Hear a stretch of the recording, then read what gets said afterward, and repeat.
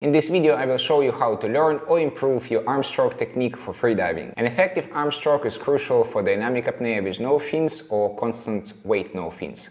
However, it's also important for such discipline as a dynamic bifins or monofin, and also for the constant weight with a bifins or monofin. I will show you how you can practice on land by yourself or with a partner while swimming on the surface and underwater. At the end of the video, we also discuss some common mistakes with the arm stroke, so keep watching till the end. In an arm stroke, you have a propulsive and a recovery phase. In a propulsive phase, you want to maximize the area you use to push the water, and in a recovery phase, you want to reduce the drag. Let's start with the propulsive phase. We can divide this phase into two smaller parts, catching and thrusting. You begin with your arms in a streamlined overhead position. Step 1, your palms move slightly sideways and prepare to catch the water. You can slightly flex the wrist joint for the better catching part of the propulsive phase. Step 2, while maintaining a high elbow, you start moving your hands downwards. At the end of this part, make sure you still have a high elbow position. Step 3 is the main thrusting part of the propulsive phase, where you keep moving your hands down, maintaining a high elbow position for as long as possible. And step 4 is the tricep extension. This is the last step of the propulsive phase. It is crucial to immediately relax all the muscles which you use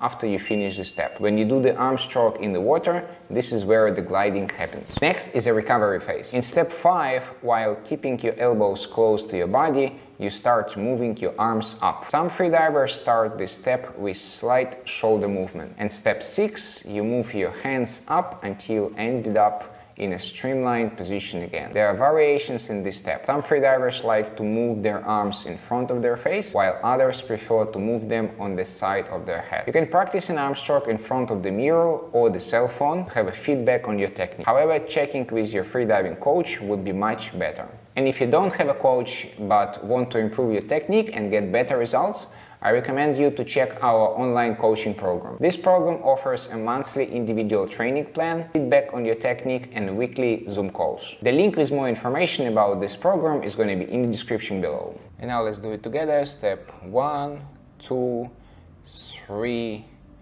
4, and 5. 1, 2, 3, 4, and 5. And 1, 2, 3, 4, and 5. And the last time. 1, 2, 3, 4, and 5. The next part is to ask your training partner for some help. For example, your training partner can create a bit of resistance with his arm. And also, your training partner can correct your posture. The next step of learning how to do a correct arm stroke is swimming with the arm stroke only on a surface. You can use a mask and a snorkel. If you're not using the wetsuit and your legs are sinking, you can use a pool buoy. In this exercise, you can focus on each step separately. In the beginning, you can count and even stop for a second in each position to check if everything is correct. After some training, you can skip stops and do the entire stroke in one motion. Then, after each arm stroke, you can relax and glide for a second or two. And as the last part of learning how to do arm stroke for freediving, you can start swimming underwater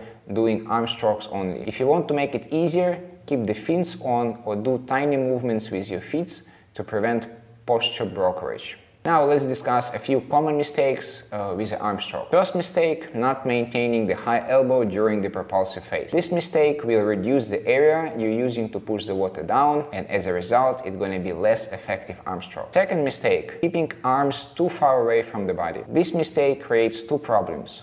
It breaks the posture, and a freediver doing such arm stroke will push himself up to the surface. The third mistake, keep some tension in the muscles after the end of the propulsive phase. In this case, the freediver will use extra oxygen and create extra carbon dioxide. Mistake number 4, keeping arms too far away in a recovery phase. This is going to increase the drag and slow down the movement forward. And mistake number 5 is just like through the entire stroke, whether it is a propulsive phase or recovery phase, keep unnecessary tension, muscle tension in your arms. Remember, you always want to have a balance between effective movement and also relaxation in your body. So if you try to be like really effective with a movement but it makes you tense, this is not great for freediving. So always try to find the balance between have a really effective position for your arms in this case, and also be as much relaxed as possible. I recommend practicing in this particular order if you're a beginner or intermediate freediver. First on land, then swimming on the surface with a mask and snorkel, and only after that underwater. And if you're interested in more drills for dynamic no fins,